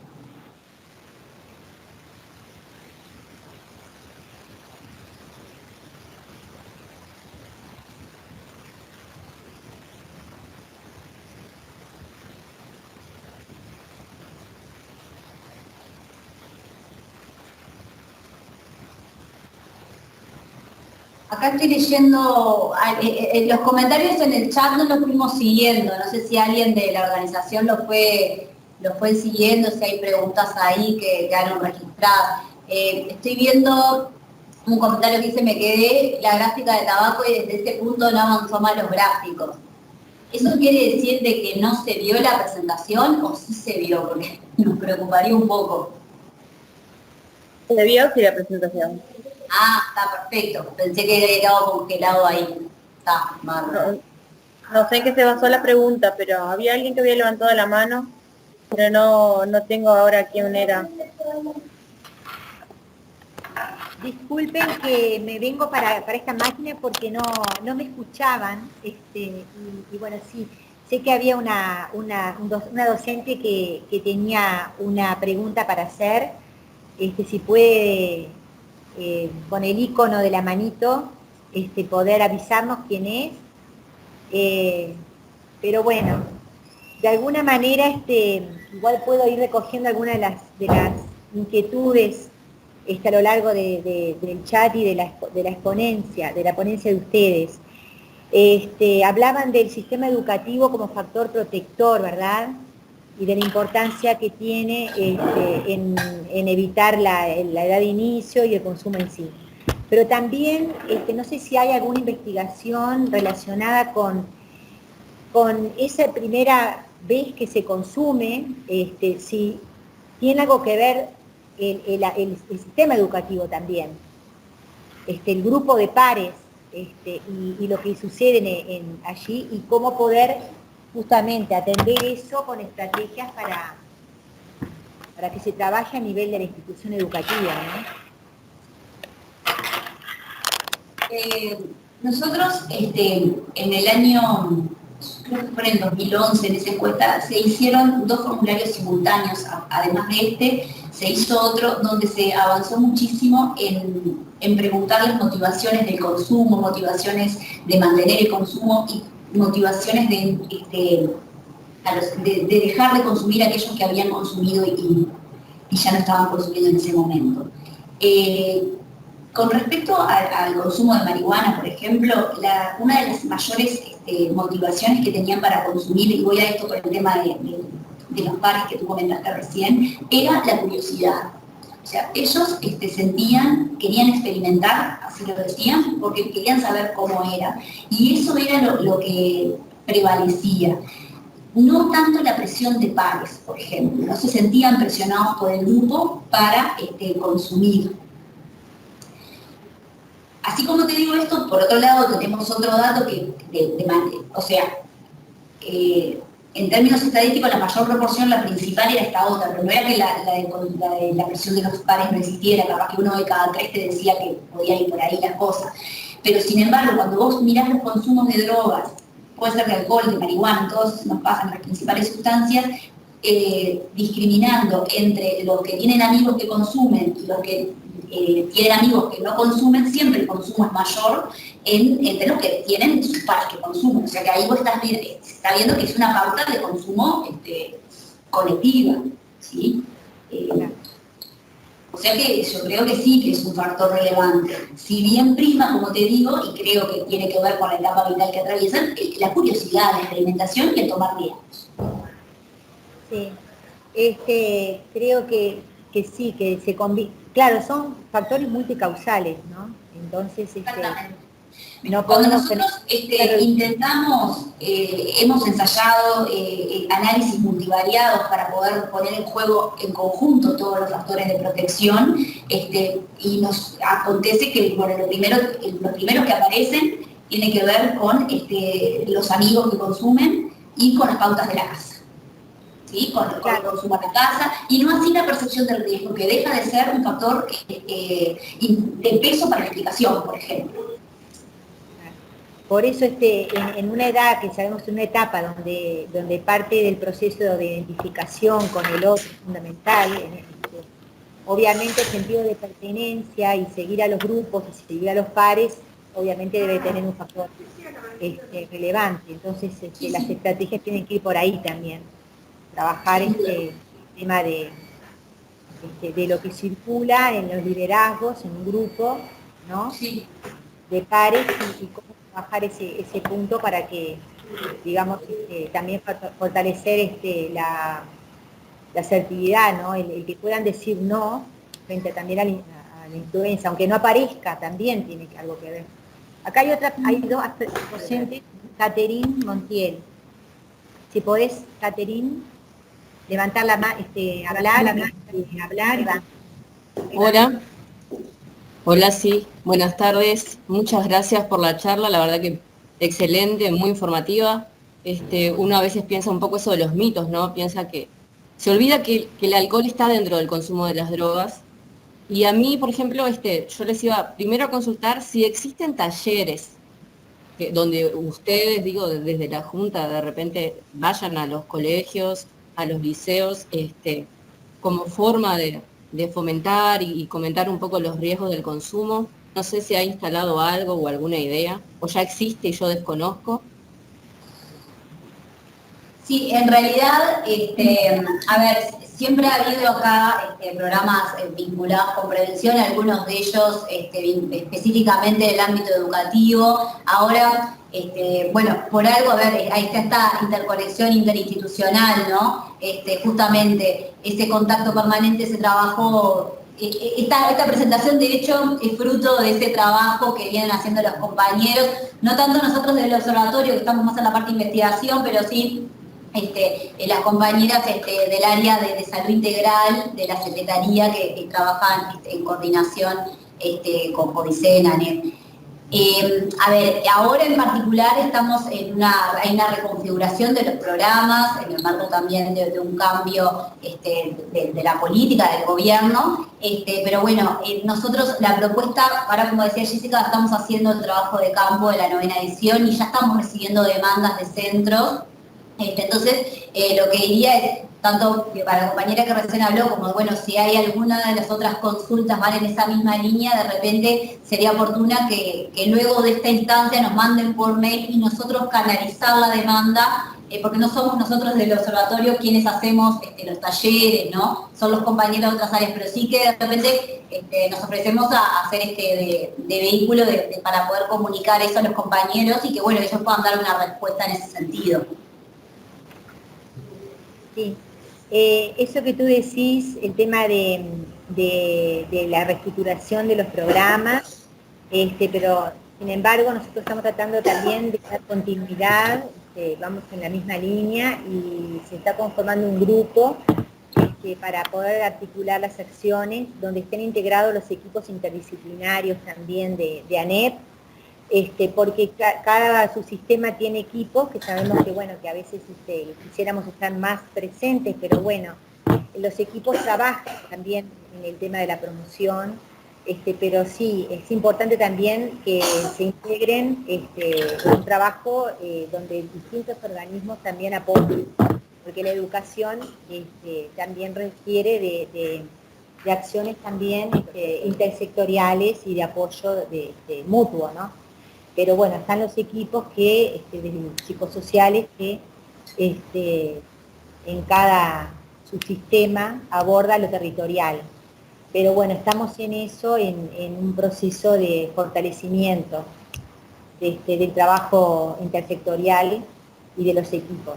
Porque esto es un tema que no empieza en media, empieza mucho antes.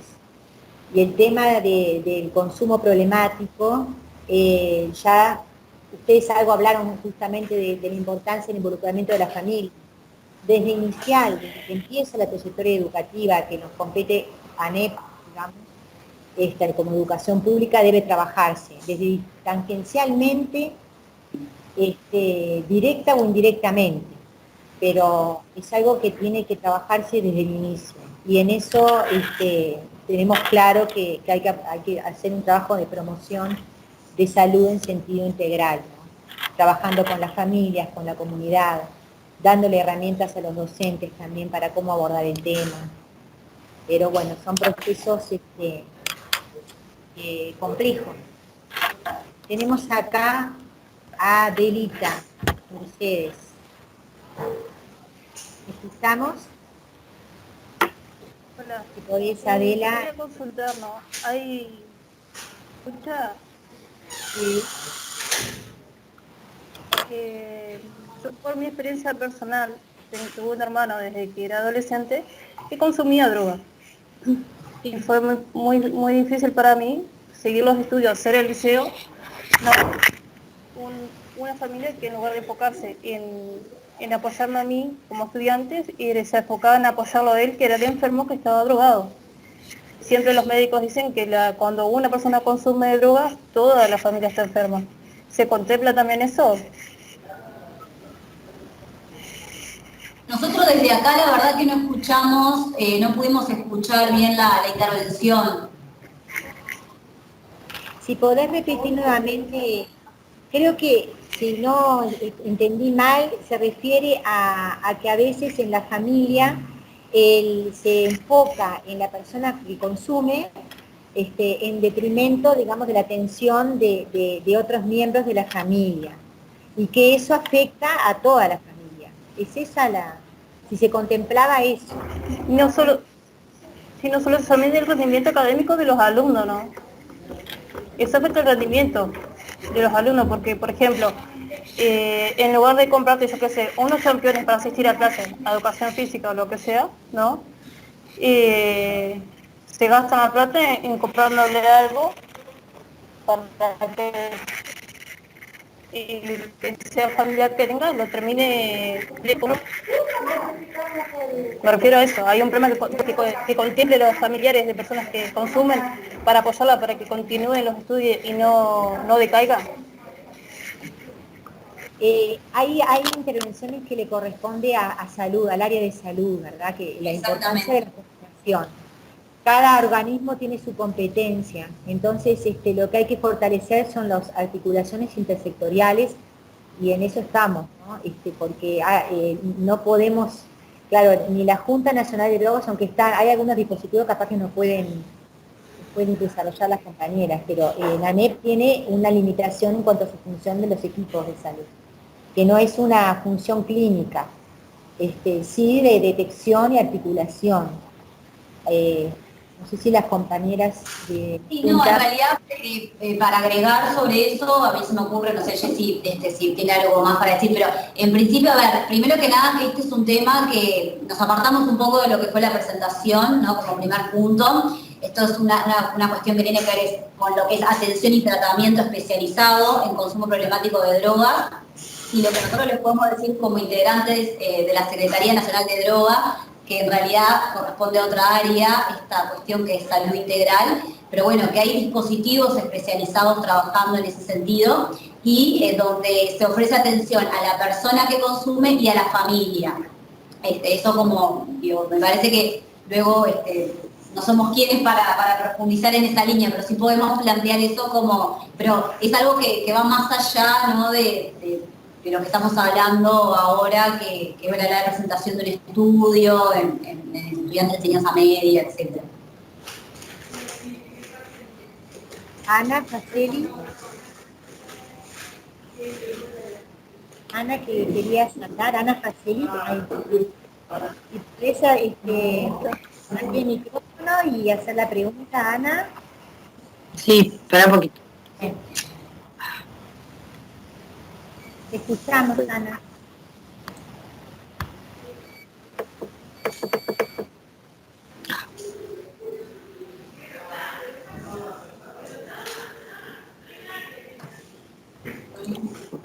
No puedo. Te estoy escuchando bien, Ana, si podés. No me escuchan porque no puedo activar el micrófono. Te escucho, sí, te escuchamos. Hasta mañana, que pase bien. Claro, claro. Perdón, ¿me escuchan? Sí, sí, te escuchamos. Ah, pensé que no, ahora sí. Sí, Buenas tardes, perdón, estaba con un problema para activar el micrófono. Muchísimas gracias, digo, por la charla, digo, por el espacio, por el intercambio. Soy docente desde hace 34 años y estoy totalmente de acuerdo, digo, con los planteamientos que están haciendo desde la Junta Nacional de Drogas. Evidentemente, digo, el tema del consumo de cualquiera de las sustancias, digo, de cualquiera de las adicciones, a medida que ha ido pasando el tiempo y los cambios de la sociedad, ¿verdad?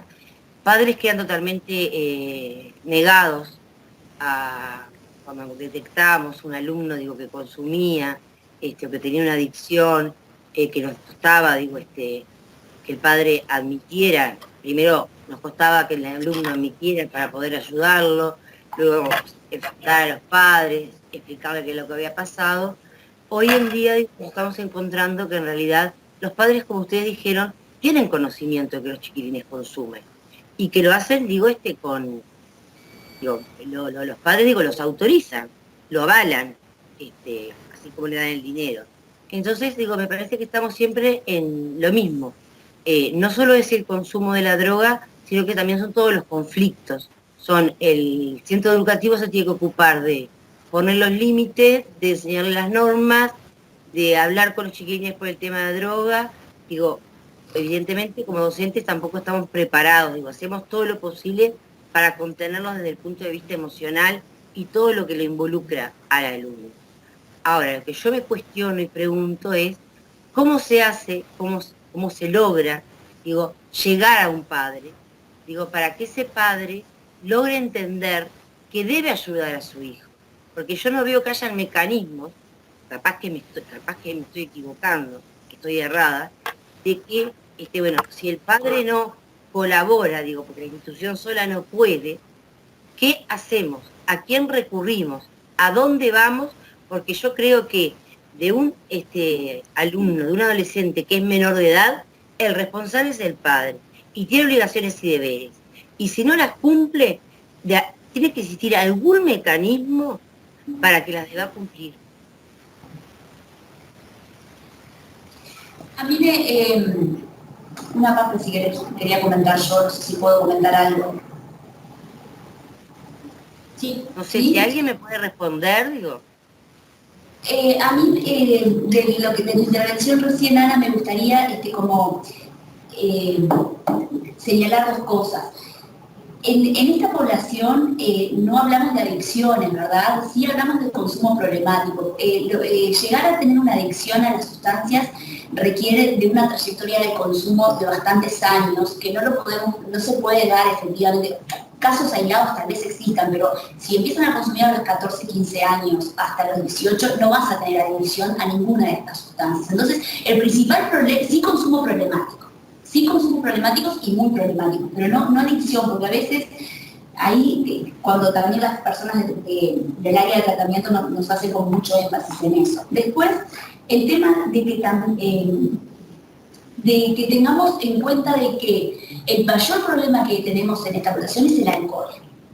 Entonces, porque a veces también perdemos de vista y pensamos que todos consumen marihuana y ese 25% que probó y el 10% que lo consume habitualmente. Entonces es una porción menor. La mayoría de los consumos tienen, la mayoría, características experimentales y ocasionales, y los consumos problemáticos duros se dan en un núcleo bastante pequeño.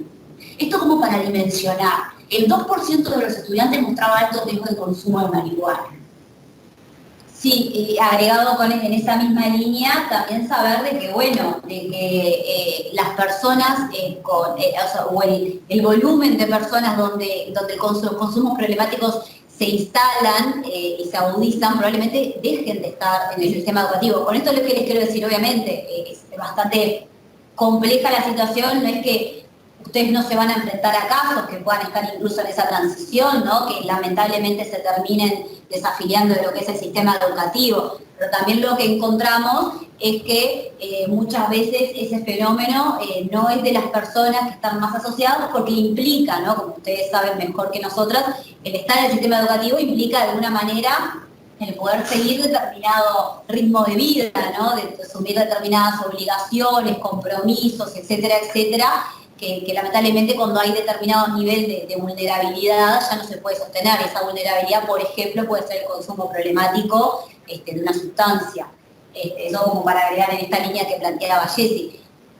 Después, a mí, con respecto a lo de los padres y el mundo adulto, en definitiva también es una cuestión de la sociedad, ¿no? Porque esas pautas de consumo, esa naturalización del consumo, también lo estamos viendo, por ejemplo, con la dificultad de regular el mercado de alcohol y de poner pautas mucho más firmes en ese sentido.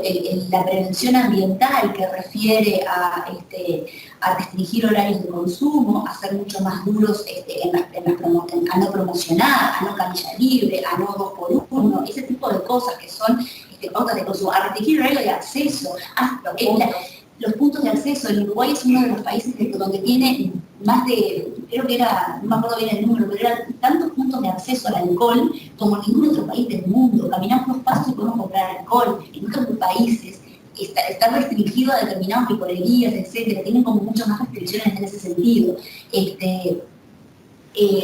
Se me fue lo que iba a decir recién.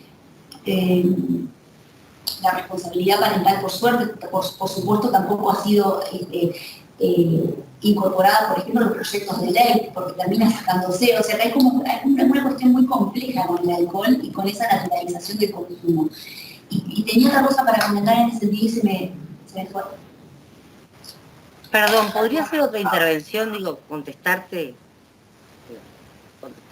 Sí, si las organizadoras...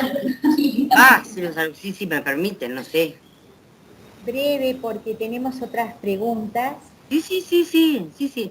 Digo, sin faltar el respeto a nadie, digo, evidentemente, porque yo solamente soy docente, discrepo un poco en el tema de la adicción que tú me estabas planteando, que no se puede dar en 3 años en términos generales, ¿verdad? En términos generales, no es lo más común en esa población. No es lo más común esa preocupación. No. Pero digo, si uno escucha, y yo escucho, trabajo en liceo público y liceo privado, digo, el tema de, por ejemplo, las previas. No es un tema de que hay que reducir los horarios, para mí, digo, reducir los horarios y dónde se venden. Digo, ellos ya van tomados, ya entran alcoholizados, ya llegan a sus casas, digo, alcoholizados. Yo a lo que voy es, ¿cómo hacer para involucrar a los padres, digo, que en realidad los ayuden? Porque yo no pretendo, digo, que los chiquilines, los adolescentes salgan del sistema educativo. Al contrario, digo, las personas que me conocen y que están acá, porque hay muchos compañeros del Liceo 21, saben que trabajo, digo, para que el adolescente permanezca y pueda seguir en el sistema educativo. Digo, pero que solos no podemos. ¿Qué forma hay? Porque tenemos que encontrar entre todos una forma de que el padre tenga obligaciones con un menor de edad. Bueno, lo que... Una de las cosas que se había ensayado en su momento tenía que ver con incorporar en la ley de alcohol, por ejemplo, la responsabilidad parental, ¿sí? Y la responsabilidad del consumo en esa previa en un hogar, por ejemplo.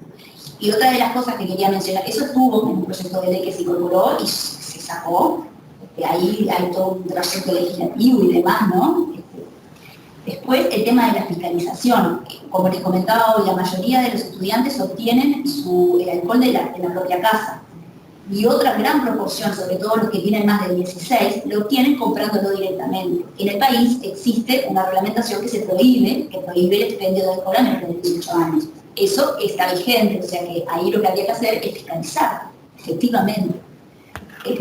O sea, herramientas hay y también tiene que ver no solamente con la existencia de algunas que hay y poner otras, sino con la fiscalización, con poner las sanciones que se corresponden. Y eso habla, y esa laxitud en la aplicación de esas cosas tiene que ver con la cultura en la cual nos movemos, con la naturalización que tiene el consumo de alcohol, ¿sí? Entonces, es ahí a donde tenemos que ir trabajando poco a poco, me parece. Se empezará por sanciones y fiscalizar y demás, pero posteriormente, y con prevención ambiental de todo tipo, lo que comentaba recién. Pero creo que el camino es como bastante largo y tiene que ir como cambiando o apostando a incidir en nuestras pautas de comportamiento, de mundo adulto primero, para después.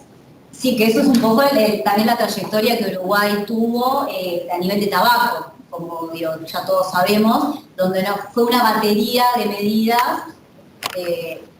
que por eso los datos cuando ella decía mostraba, ¿no?, el descenso de las prevalencias no eran casuales.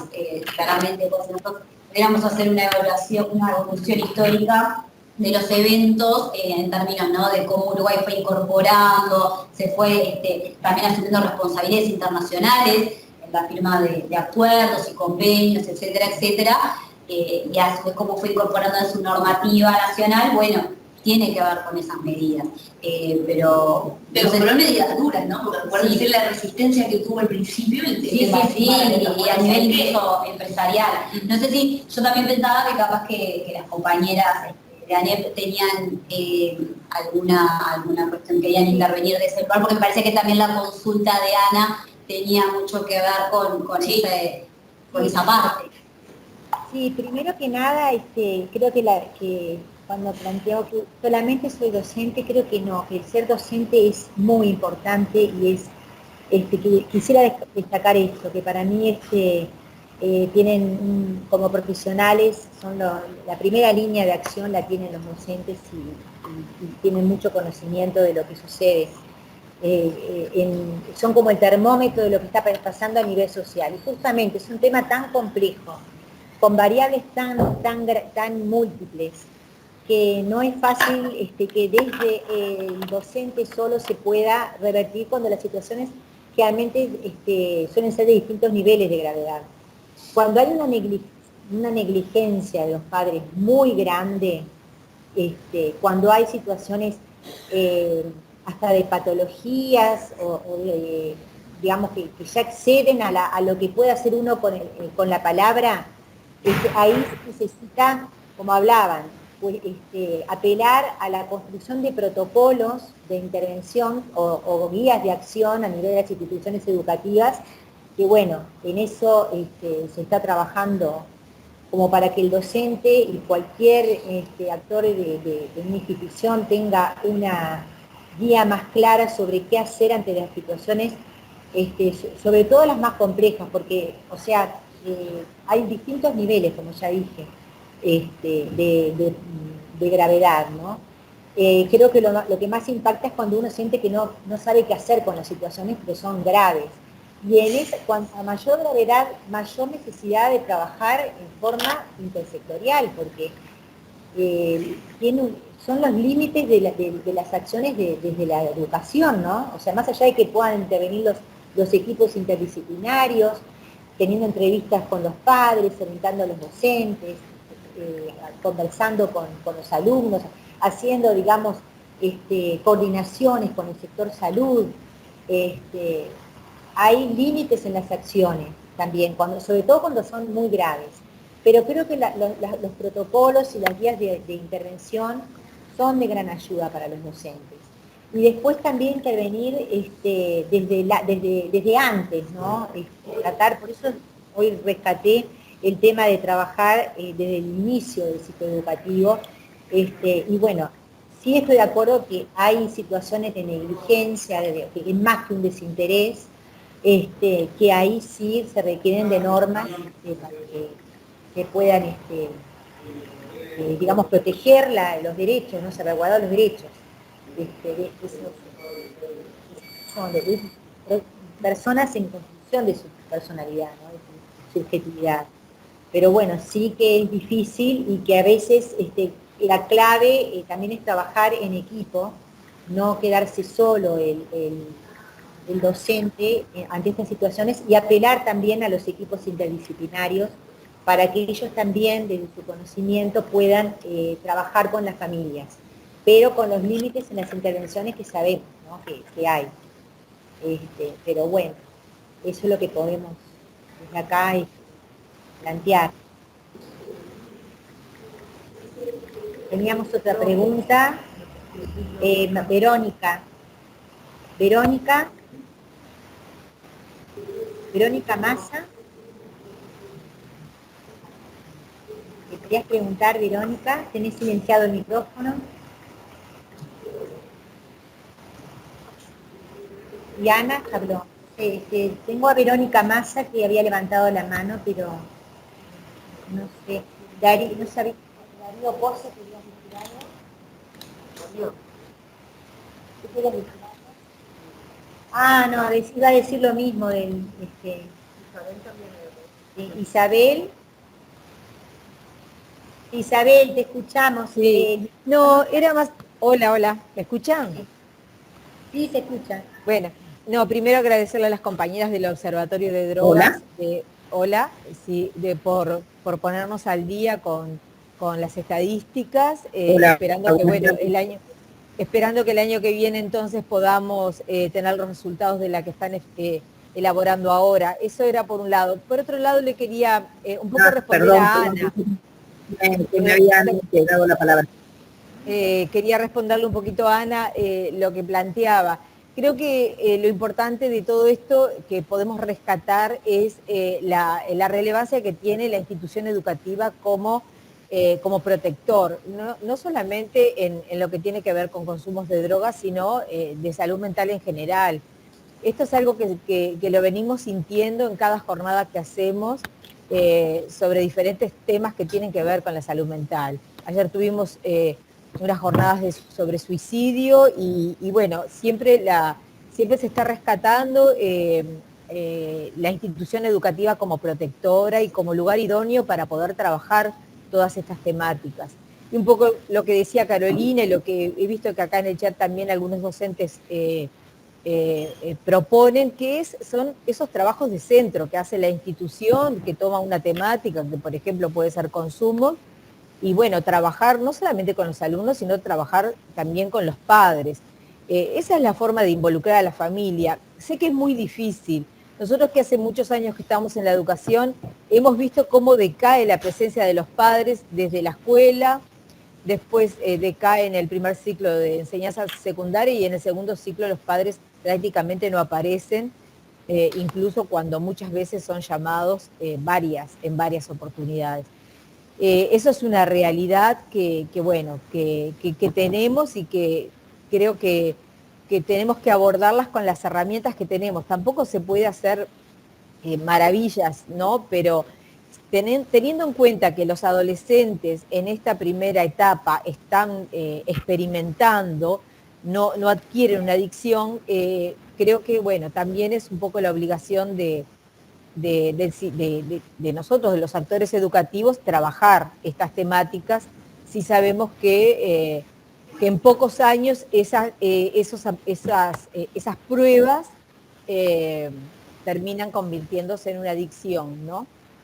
Y que van a interferir muchísimo con la formación académica. Gracias. Verónica Massa, ¿estás ahí? Recién escuché a Verónica y que había podido activar el micrófono. Verónica. Bueno, tenemos a otra. Si Verónica no puede quizás activar el micrófono, hay otra persona con la manito levantada que... A ver si la podemos... Está. Bueno. La verdad que no... Adriana Menéndez. No, Verónica, perdón, acá aparece Verónica. Verónica, a ver si podemos escucharte, si activas el micrófono. No sé si me llegan a escuchar. Ahora sí, Vero. Sí.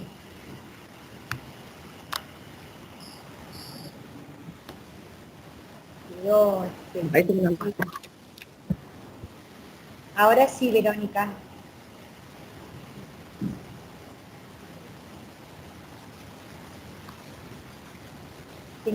Me parece que es un problema de conexión. A ver ahora. Verónica. Bueno, mientras Verónica soluciona el problema, pasamos a Adriana Menéndez.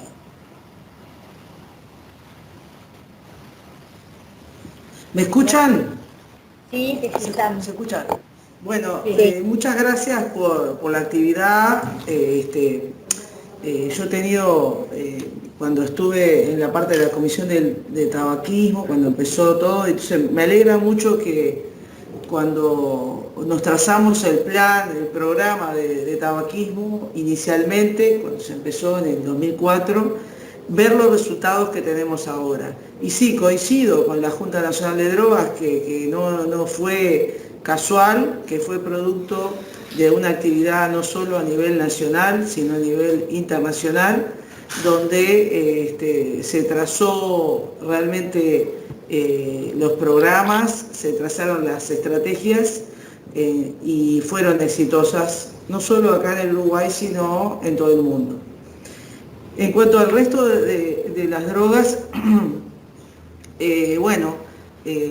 yo creo que en muchas hemos fracasado con todo el éxito y que bueno, que habría que también establecer, como se hizo con el tabaco, que es una droga muy compleja porque tiene una venta libre, ahora otras tienen venta libre como la marihuana controlada, pero se accede a la misma de forma legal cuando es adulto. Y bueno, tendríamos que trazar también claras pautas a futuro, de aquí a futuro, y también establecer lazos a nivel internacional para aprender de otras experiencias. Está muy buena la comparación. A mí me preocupa igual mucho que haya pasado por superado el consumo de tabaco en de marihuana. Eso puede tener varias lecturas. Una de ellas es el aumento de la oferta. Ya sabemos que al tener más oferta hay más posibilidad de consumo problemático. El consumo problemático en la marihuana no solo es por el consumo en volumen, sino por las implicancias.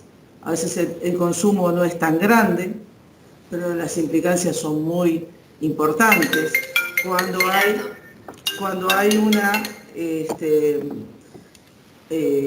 Cuando hay algo de patologías subyacentes y puede tener muchas consecuencias, tanto en agudo como en crónico, fundamentalmente sobre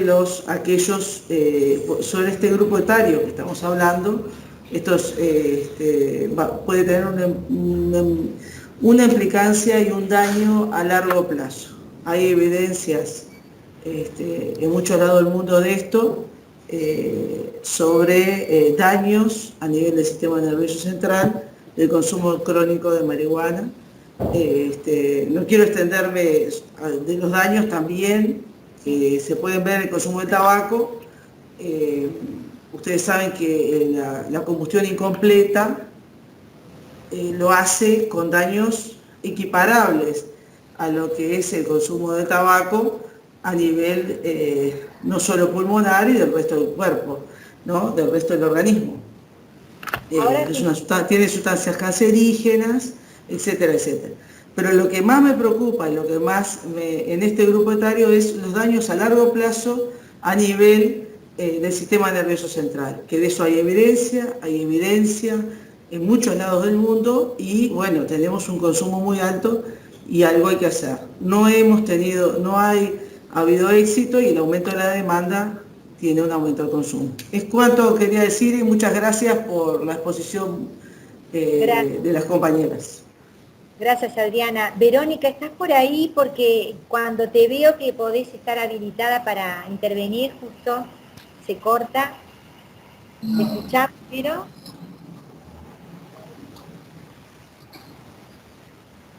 Está silenciada, Verónica. Bueno. María, ¿tú quieres decir algo? Capaz que Carolina, capaz que mientras que Verónica puede conectarse, me gustaría referirme a algo que mencionó Adriana recién, que estoy totalmente de acuerdo en lo que respecta a todos los daños que estuvo mencionando ella, que repasó allí, pero simplemente me gustaría hacer como una pequeña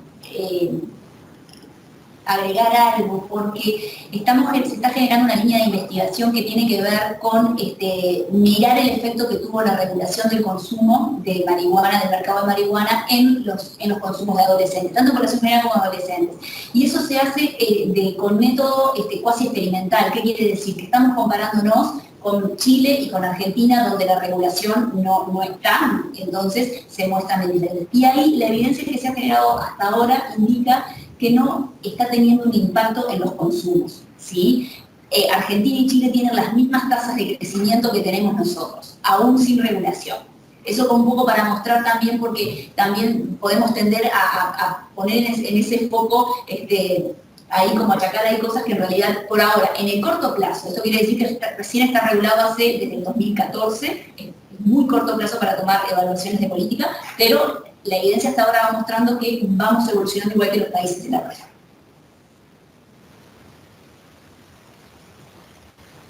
Verónica dejó en el chat una reflexión.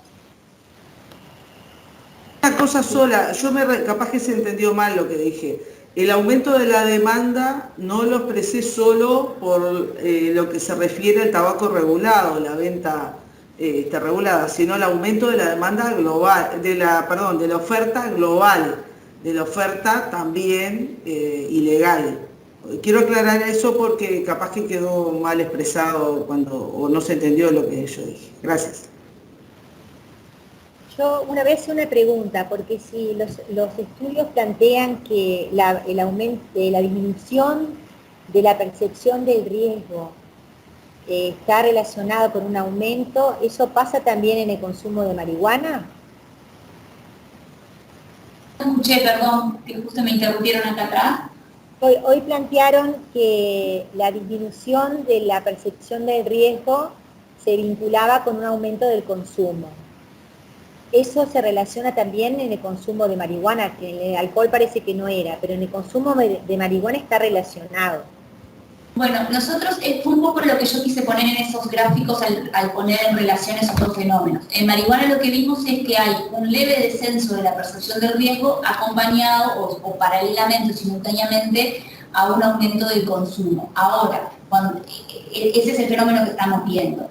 Pero sin embargo, cuando observamos el comportamiento de muchos factores de riesgo de protección juntos para ver cuál efectivamente es determinante en la explicación del fenómeno, la percepción del riesgo no tiene relevancia. Entonces, eso que tú estás viendo ahí, que sí caminan de alguna manera de esa forma, no es lo suficientemente fuerte como para que forme una asociación que explique el tema. Ahí está, bien. Porque inclusive yo he escuchado, digo, no, planteo desde una percepción subjetiva, justamente esta charla es para derribar mitos y creencias. Por lo tanto, quizás yo también las tenga, ¿no? Pero hemos escuchado muchas veces también una confusión entre lo que es la marihuana en sí con el cannabis, el aceite canábico y todos los factores positivos que tiene los derivados de la sustancia. Entonces, a veces lo que uno escucha en el territorio, a nivel general, es que se asocia no solamente una disminución de la percepción del riesgo, sino como si fuese algo similar, como si fuese algo bueno. Esto te va a hacer bien para disminuir el dolor, o esto te va a hacer bien para las articulaciones, o para la piel. Entonces, hay como una percepción de ese tipo. Queda en una percepción, obviamente, ¿no? Y habría que hacer estudios con respecto a eso, ¿no? Pero lo hemos para discriminar cuando estamos hablando de marihuana en tanto en uso medicinal o de THC con efectos psicoactivos, o cuando se habla de CBD, que es otro cannabinoide que presenta la planta, pero que no tiene efectos psicoactivos, ¿verdad? Que son cosas diferentes. Exacto. Sí. Inclusive está asociado al icono de la hoja, ¿no? Entonces, esas cosas son mensajes. Sí. Bueno. No sé si habrá alguien más que quiera hacer alguna pregunta. Ya daríamos por finalizado entonces. Bien. Agradecer nuevamente la exposición y los conocimientos con respecto a la situación actual en esta problemática tan acuciante y de tan compleja solución, ¿no? Así que muchísimas gracias. Acá hay otra pregunta, no sé si nos dará el tiempo. Ya son las 2:05. Verónica García. Sí, hola, ¿me escuchan? Sí, va la última pregunta porque ya estamos... Cortito nomás. Sí. Quería saber si las diapositivas que pasaron las van a enviar al correo de nosotros para tenerlas. Sí, va a quedar grabado. Bien. Está grabado en el departamento de formación, y cuando el observatorio de drogas nos pase todas las diapositivas, nosotros también nos vamos a poner en el repositorio, donde quedan todas las charlas. Bien. Y otra pregunta, ¿nos van a enviar alguna constancia por haber participado de la charla? Porque a mí me afecta, me afectó parte del horario hoy de trabajo. Yo en el chat puse que le tienen que mandar un mensaje al departamento de formación @nep.edu.uy, y ahí nosotros les enviamos la constancia, lo puse en el chat. Bien, bien. Bueno, muchas gracias y muy interesante la charla. Gracias. Bueno, muchísimas gracias a las sociólogas de la Junta Nacional de Drogas. Gracias, con gusto. Hasta luego. Muchas gracias a ustedes por la información y por la labor, ¿verdad?, del día de hoy, que es muy fructífera para todos nosotros. Muchas gracias.